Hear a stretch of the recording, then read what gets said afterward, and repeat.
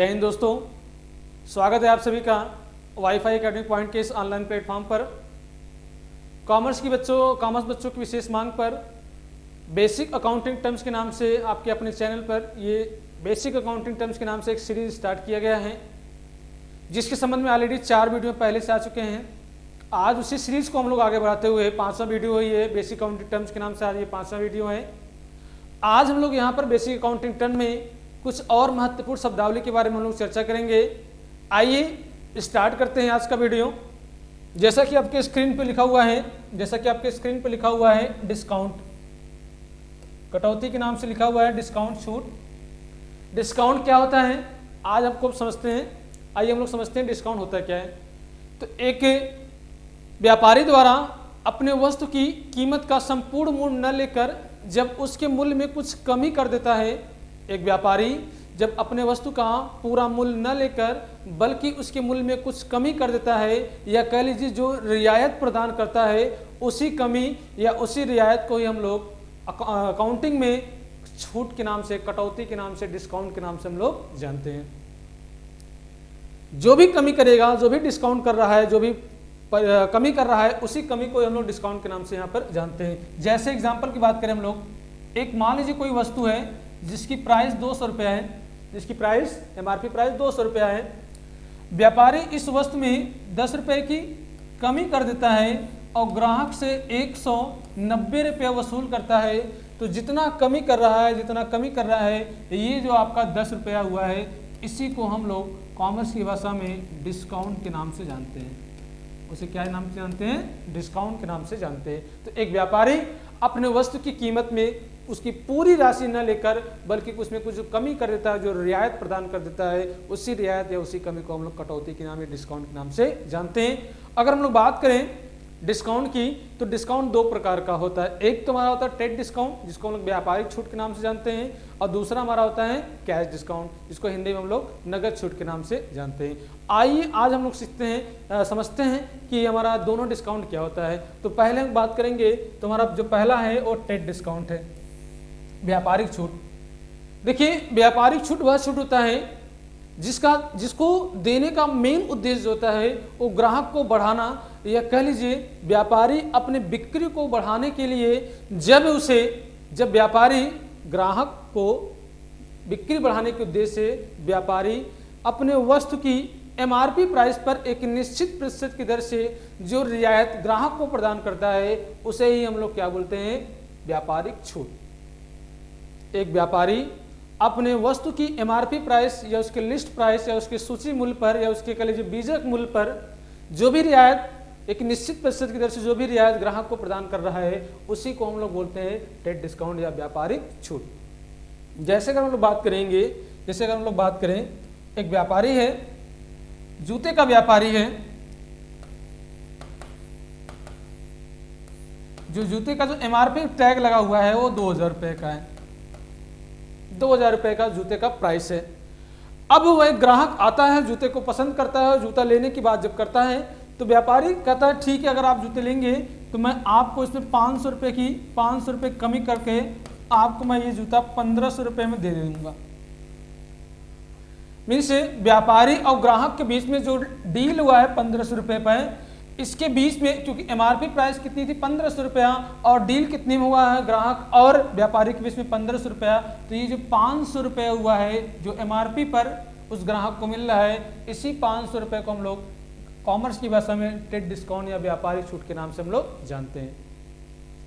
ये जो 500 रुपया व्यापारी दे रहा है ग्राहक को, इसका देने का सिर्फ एक ही मकसद है, वो बिक्री को बढ़ाने के लिए दे रहा है, या फिर ग्राहक को बढ़ाने के लिए कि ग्राहक मोटिवेट हो, हमारे शॉप पे और आए और अधिक से अधिक खरीदे।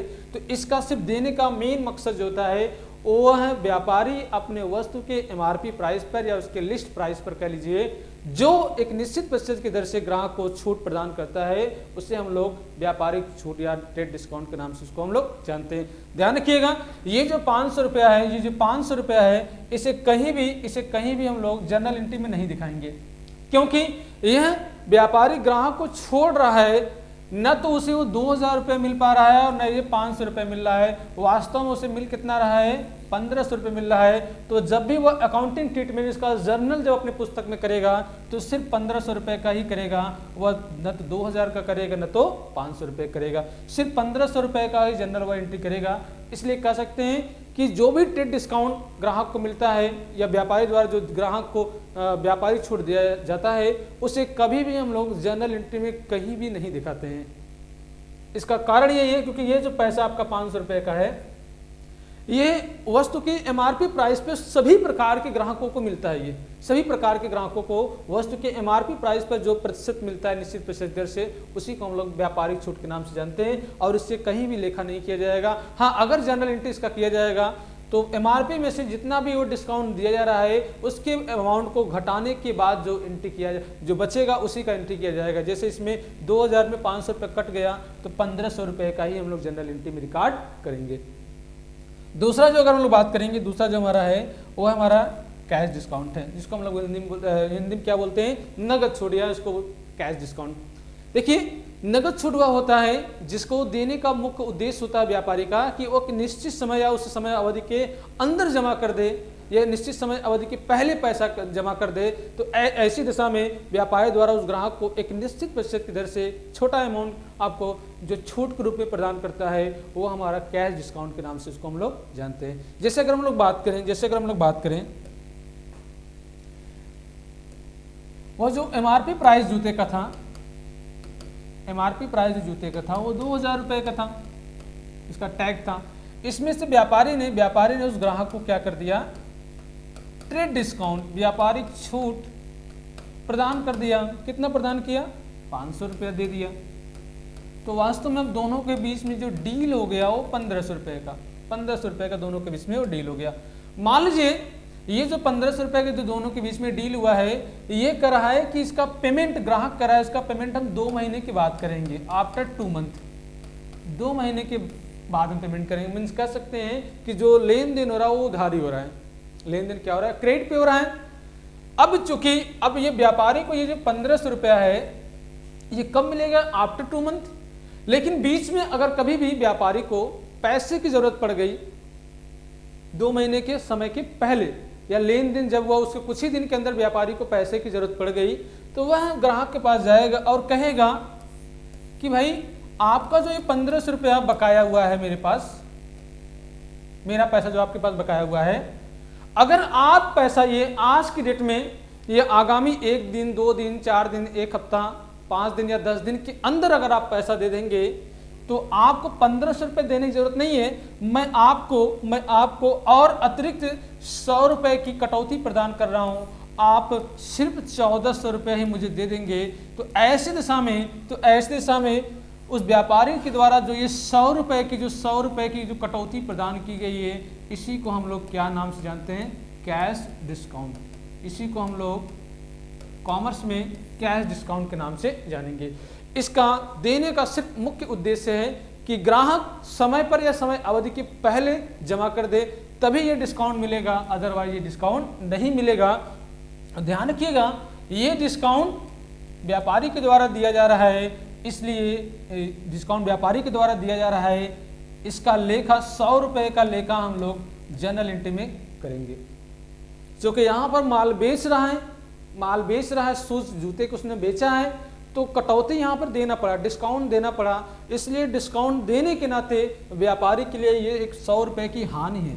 ध्यान रखिएगा, इस 100 रुपये का उसके लिए लॉस है, हानि है, और हानि होने के नाते हम लोग इसका जनरल में रिकॉर्ड करेंगे और ये 100 रुपये से हम लोग डिस्काउंट के नाम से डेबिट कर देंगे। क्या करेंगे, डिस्काउंट के नाम से हम लोग इसको डेबिट कर देंगे। क्यों डेबिट कर देंगे, क्योंकि डेबिट हमारा जो डिस्काउंट हमारा है नॉमिनल अकाउंट है। आगे आपको बताएंगे, जब जैसे ही जनरल स्टार्ट होगा आपको बताया जाएगा कि डिस्काउंट जो हमारा होता है नॉमिनल अकाउंट होता है। नॉमिनल अकाउंट में जो भी व्यय होता है, जो भी हानि होता है, उसको डेबिट करते हैं। तो ये आपका 100 रुपये से डिस्काउंट आपका क्या हो जाएगा, डेबिट हो जाएगा। तो ध्यान रखिएगा, नकदी छूट वह छूट होता है जिसका व्यापारी का देने का सिर्फ एक ही मकसद होता है कि ग्राहक समय पर या समय के अंदर भुगतान कर दे। तो ऐसे जो भी डिस्काउंट प्रदान किए जाते हैं व्यापारी को, उससे हम लोग कैश डिस्काउंट या उसको नगद छूट के नाम से जानते हैं। उम्मीद करते हैं आपको ये बात समझ में आ गई होगी। आगे हम लोग समझते हैं आगे हमारा क्या है।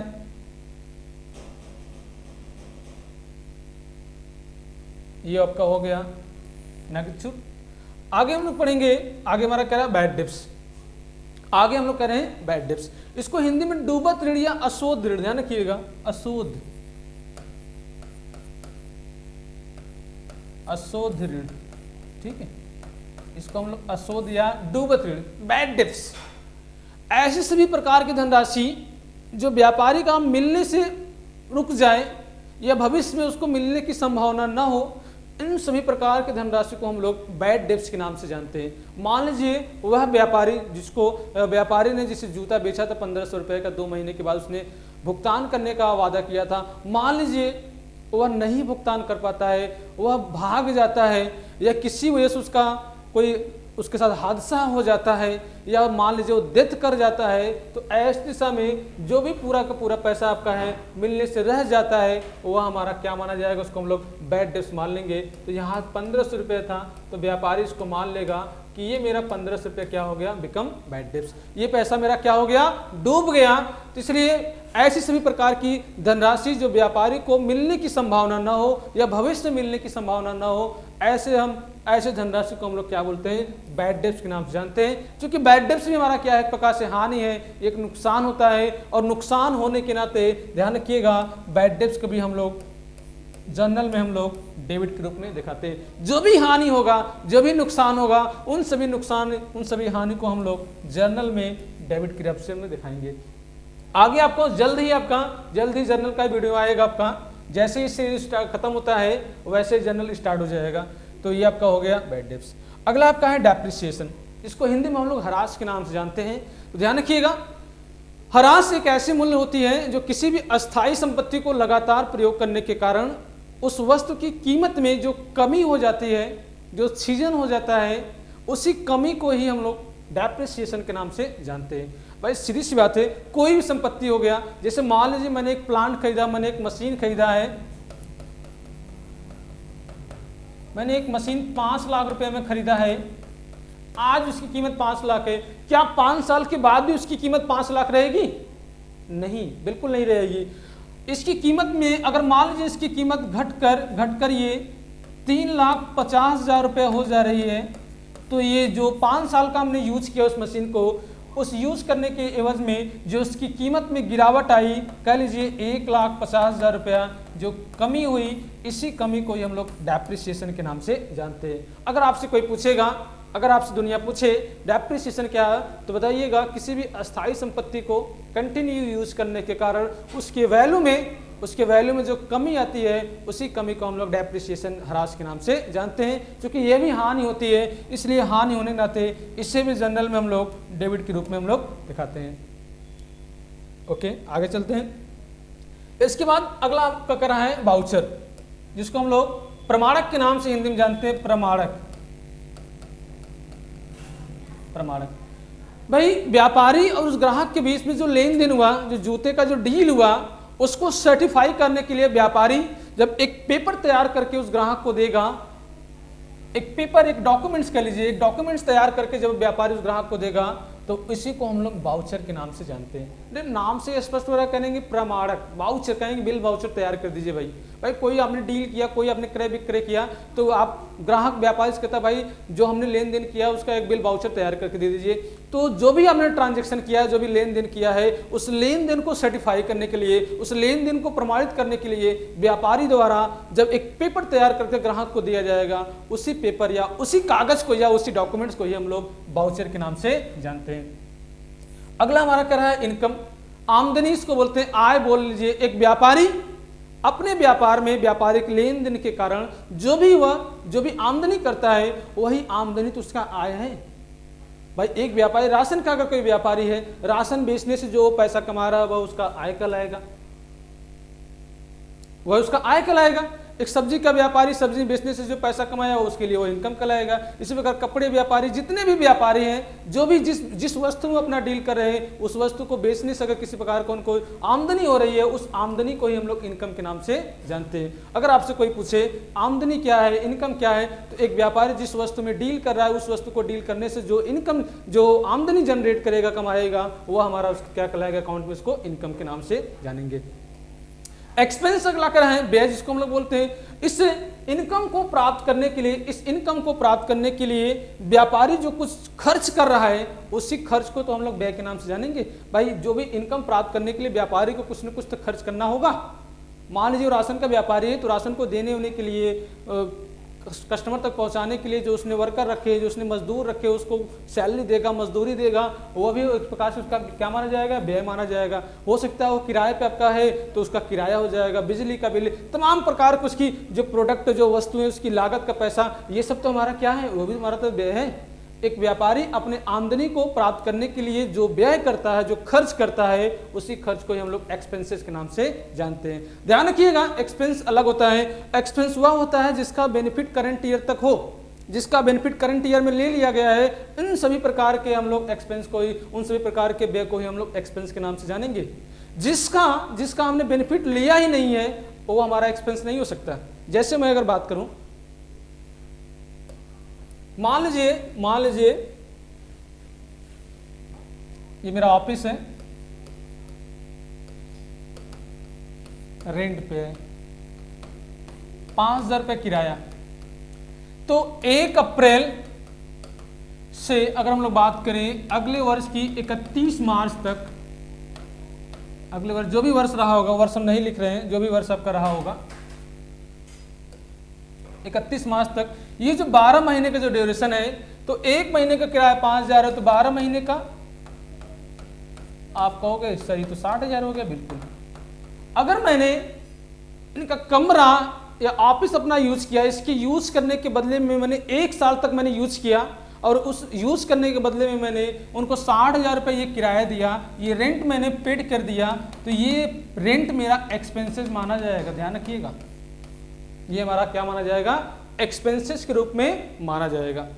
मान लीजिए ये जो आपका 1 अप्रैल है, 1 अप्रैल से 31 मार्च तक है, ठीक है, ये आपका 5,000 रुपये किराए के हिसाब से 12 महीने का 60,000 रुपया हो गया। लेकिन इस ऑफिस का जो लैंडलॉर्ड है, जो इसके मालिक हैं, उन्होंने मुझसे कहा कि भाई मुझे कुछ पैसे की ज़रूरत है, कुछ मुझे एडवांस किराया दे दीजिए, अगला आपका जब होगा तो उसमें आप एडजस्ट कर लीजिए, मुझे कुछ पैसे की ज़रूरत पड़ गई है, आप मुझे किराया अग्रिम के रूप में, एडवांस के रूप में दे दीजिए। उन्होंने कहा ठीक, मुझे 4 महीने का किराया दे दीजिएगा। हम कहे चलिए अच्छा ठीक है भाई, आपको हम दे रहे हैं। तो ये ध्यान रखिएगा, 5,000 इंटू 4, 520,000 रुपया, ये जो मेरा 60,000 रुपया हुआ, इसको तो हम व्यय के रूप में जानेंगे, व्यय के रूप में लिखेंगे। लेकिन ध्यान रखिएगा, ये जो हमारा 20,000 रुपया है, इसको हम व्यय के रूप में नहीं, क्योंकि अभी हमने भाई इसी साल तक मैंने इस ऑफिस को यूज किया है, इसलिए मेरा 60,000 रुपये किराया हो गया। लेकिन अगले 4 महीने का भाई हम तो यूज किए नहीं है, लेकिन फिर भी हम किराया दे रहे हैं, तो इसको हम लोग जो 20,000 रुपया है हमारा एक्सपेंस नहीं माना जाएगा, बल्कि इसको हम लोग अकाउंट की भाषा में एक प्यारा सा वर्ड का नाम देंगे। इसका जो वर्ड का नाम होगा वो प्रीपेड के नाम से हो जाएगा। मैंने बताया भविष्य में जो भी जिसका बेनिफिट मिलेगा, ऐसे सभी प्रकार का व्यय जिसका बेनिफिट व्यापारी को भविष्य में मिलेगा, वह हमारा एक्सपेंस नहीं है, वो हमारा व्यय, वह हमारा संपत्ति मानी जाएगी। जिसका बेनिफिट हमने करंट ईयर में ले लिया और उसका पेमेंट कर दिया, वह हमारा एक्सपेंस है। जिनका हमने ऐसे सभी प्रकार का व्यय जो हमने कर दिया है, जिसका बेनिफिट हमें फ्यूचर में मिलेगा, भविष्य में उसका लाभ मिलेगा, वो हमारा व्यय नहीं माना जाएगा, बल्कि हमारा क्या माना जाएगा, संपत्ति माना जाएगा। और संपत्ति मानने के नाते इसे हम लोग प्रीपेड एक्सपेंस, प्रीपेड के नाम से हम लोग इसको दिखाएंगे। और यही कारण है, संपत्ति होने के नाते प्रीपेड को हम लोग बैलेंस शीट में करेंट एसेट्स के रूप में हम लोग इसको दिखाते हैं। ध्यान रखिएगा, ये हमारा क्या है, जो कि हमने 60,000 रुपये दिया, तो 60,000 तो मेरा एक्सपेंस हुआ, लेकिन जो हमने 20,000 रुपये जो मैंने एक्स्ट्रा दे दिया है, अगले 4 महीने का किराया मैंने इसी बार दे दिया है, ये हमारा एक्सपेंस नहीं माना जाएगा, ये हमारा संपत्ति माना जाएगा। ये जो 20,000 रुपया हो रहा है, इसको व्यय के रूप में नहीं दिखाएंगे, बल्कि अकाउंट में हम लोग एक प्यारा सा वर्ड जिसका नाम है प्रीपेड, हिंदी में इसको प्रोदत्त के नाम से जानते हैं, प्रीपेड के रूप में हम लोग इसको दिखाएंगे। इसी प्रकार अगर मान लीजिए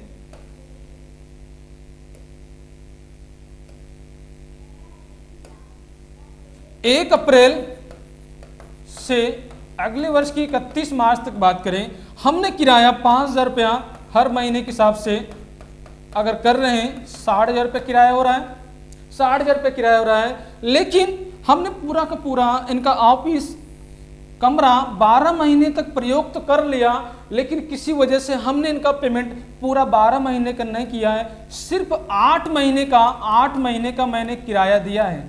ध्यान रखिएगा, 8 महीने का मैंने किराया दिया है, जबकि पूरा करंट ईयर वर्ष हमारा बीत गया है। इस हिसाब से ड्यू हो गया मेरा 60,000 रुपया हो गया, क्योंकि 60,000 रुपये चाहे पेड हो चाहे पेबल हो, पेड हो चाहे पेबल हो, 60,000 रुपया तो हो गया, लेकिन वास्तव मैंने पेमेंट किया सिर्फ 8 महीने का। अगर मैं यहाँ पर 5,000 गुणे 8 कर दूं तो 8 पंजे 40,000, ये 40,000 रुपये जो मैंने आपको दे दिया है ये मेरा एक्सपेंस हुआ। ये भी जो मेरा वास्तव में होना चाहिए 60,000 रुपया, लेकिन मैंने दिया सिर्फ है 40,000 रुपया, तो 20,000 रुपया मुझे और देना है।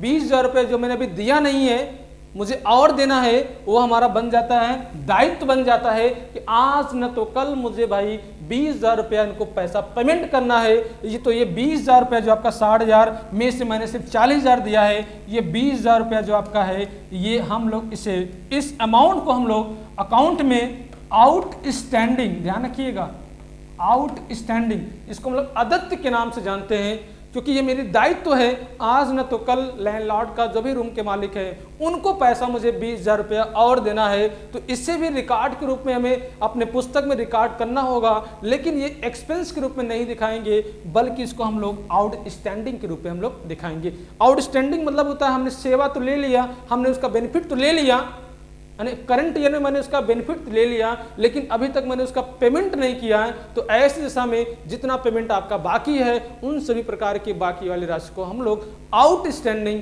या हिंदी में लिए अदत्त के नाम से जानते हैं। आउटस्टैंडिंग होने के नाते ये हमारी दायित्व बन जाती है, और दायित्व बनने के नाते इस आउटस्टैंडिंग अमाउंट को हम लोग बैलेंस शीट में करंट लायबिलिटीज के अंतर्गत दिखाएंगे। लायबिलिटीज मतलब जो मुझे पे करना है, जो भविष्य मुझे पे करना है, वह 20,000 रुपये मुझे भी किराए के रूप में इन फ्यूचर में मुझे पेमेंट करना है, तो ये मेरा बिकम क्या हो गया, लायबिलिटीज हो गया। और लायबिलिटीज होने के नाते इस आउटस्टैंडिंग को हम लोग दायित्व वाले पक्ष में दिखाएंगे, क्या, करंट लायबिलिटीज के अंतर्गत। उम्मीद करते हैं आपको ये बातें समझ में आ गई होगी। इसके बाद ये आपका एक्सपेंसेस आउटस्टैंडिंग और प्रीपेड दोनों के बारे में आप समझ गए होंगे। जिसका बेनिफिट हमने ले लिया है, अभी तक उसका पेमेंट नहीं किया है, तो ऐसे सभी प्रकार के व्यय को हम लोग आउटस्टैंडिंग के नाम से जानेंगे। और जो पैसा हमने एडवांस के रूप में अगर किसी को पेमेंट कर दिया है, जिसका अभी तक मैंने बेनिफिट नहीं लिया है, जिसका अभी तक मैंने किसी प्रकार कोई सेवा नहीं लिया है, इन सभी प्रकार के व्ययों को हम लोग प्रीपेड या पूर्व दत्त के नाम से जानते हैं। तो कैसा लगा वीडियो, प्लीज़ लाइक करें, शेयर करें और कमेंट करके, और अगर कोई महत्वपूर्ण शब्दावली के बारे में अगर जानना चाहे तो कमेंट करके बताएं। Okay, thank you.